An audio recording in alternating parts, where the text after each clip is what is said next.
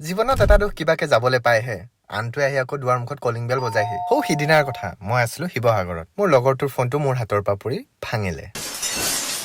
বেচাৰা এটাই ফোন কিনো কৰিম আৰু পটককে মনলৈ আহিলে শিৱসাগৰত থকা ৱেট যমুনা ৰোডৰ এম মোবাইল ষ্টৰৰ কথা ভাবিলো তাক ফোন এটাই লৈ দিওঁ আৰু আমি দুই আহি পালোহি এম মোবাইল ষ্টৰ ইয়াতে আপোনালোকে বহুতো এণ্ড্ৰইড ফোনৰ লগতে আইফোনো আপোনালোকে অপেন বক্সত কিনিবলৈ পাৰিব এণ্ড্ৰইড ফোনৰ ষ্টাৰ্টিং প্ৰাইচ আপোনালোকে পাব ৩,০০০ টকাৰ পৰা আৰু আইফোন আপোনালোকে পাব 6,000 পৰা আৰু